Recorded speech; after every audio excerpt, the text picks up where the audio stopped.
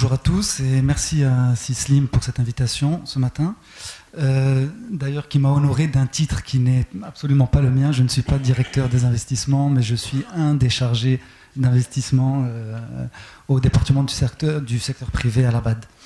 Alors brièvement, pour donner une petite coloration africaine, ou en tout cas d'Afrique subsaharienne, et pour revenir à la raison pour laquelle certains des pays dans lesquels nous travaillons ont recours à des PPP, d'abord ça répond à un besoin imminent de développement et de financement d'infrastructures. Comme vous savez, l'un des freins les plus importants au développement en Afrique subsaharienne, c'est le manque d'infrastructures. Sur 1 milliard d'habitants, seuls 500 millions d'Africains ont accès à l'électricité. Au niveau du transport routier, par exemple, seul un tiers de la population africaine a accès à une route qui est goudronnée. Donc c'est vous dire un peu l'ampleur des besoins qui se trouvent sur le continent africain. C'est pour faire un peu la différence avec la Tunisie, qui est bien mieux nantie à cet effet. Mais c'est important de le mentionner. D'un autre côté, nous avons aussi des ressources budgétaires qui sont limitées au niveau des États, de par la situation économique de certains d'entre eux. Et donc tout ça, un petit peu, influe sur le besoin d'avoir recours à des systèmes de financement innovants, différents, et en particulier des partenariats tels que les PPP. Alors, peut-être que l'audience ne le sait pas, mais la majorité des pays dans lesquels nous travaillons ont soit une loi PPP, soit un mécanisme équivalent de promotion et de développement des PPP. Certains d'entre eux ont même développé des unités PPP dédiées au développement, l'identification des projets, les transactions, ainsi que la passation de marché avec des privés. Donc c'est quelque chose qui est en route et bien en marche dans plein de pays. Il y a ces processus-là sont à différents niveaux de maturité. Certains pays sont bien plus avancés que d'autres.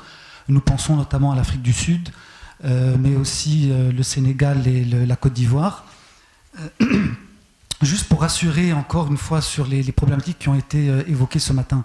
Les PPP sont certes des projets difficiles à structurer, qui prennent beaucoup de temps et qui prennent beaucoup d'énergie parce que ce sont des projets qui sont, basés sur des structures contractuelles assez complexes et qui donc requièrent beaucoup de services de conseillers juridiques, techniques, financiers et ainsi de suite.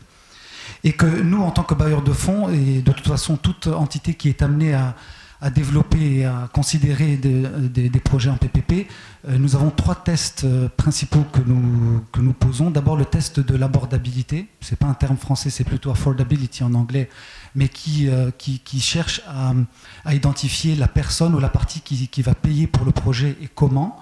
Donc ça c'est un premier point qu'il faut regarder dès qu'on considère un projet en PPP. Deuxième point, l'allocation et le partage des risques, très important d'identifier les risques et de pouvoir procéder à leur allocation et au partage selon la partie la plus à même de gérer les risques susceptibles de survenir durant l'exécution du contrat. Et troisième point important, c'est la viabilité économique, bien entendu. Tout investisseur privé qui va s'engager dans un projet va vouloir s'assurer que le projet est capable de rembourser, en tout cas pour les prêteurs, donc le remboursement de la dette, mais aussi pour l'investisseur, l'investissement initial qui aurait été fait sous forme de dividendes ou autre. Donc c'est ces 3 critères-là qui sont très importants et qu'il faut regarder avec beaucoup de précautions avant de pouvoir s'engager dans le développement et le financement d'un PPP.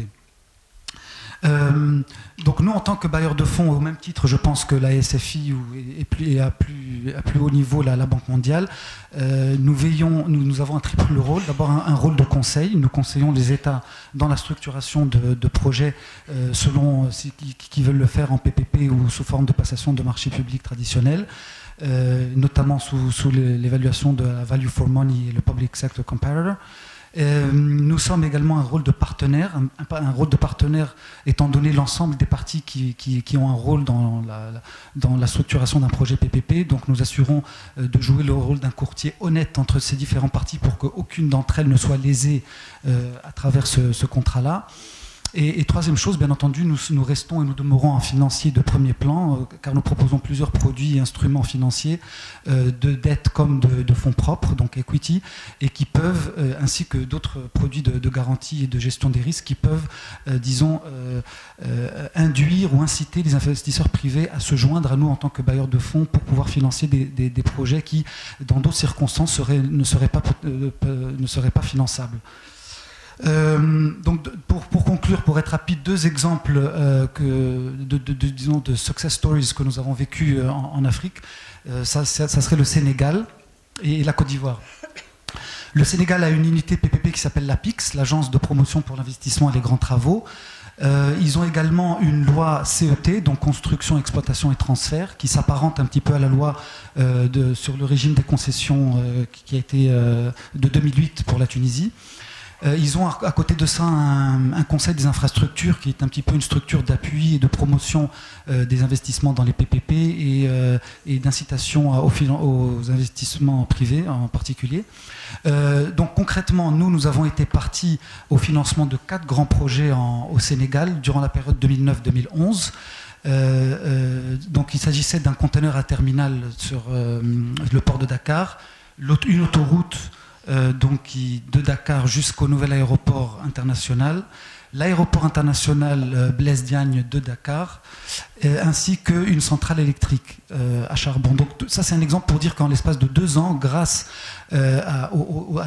au mécanisme et à la structure d'un PPP, donc de lever des fonds privés sur une base, dans le cadre d'un contrat à long terme, il est possible de développer et d'exécuter des grands projets structurants qui peuvent vraiment booster la croissance économique locale et nationale dans un espace de temps assez relativement court. Donc c'est ça aussi l'avantage des PPP, c'est l'accélération de l'exécution des projets et leur impact sur le développement économique et social dans un laps de temps assez réduit.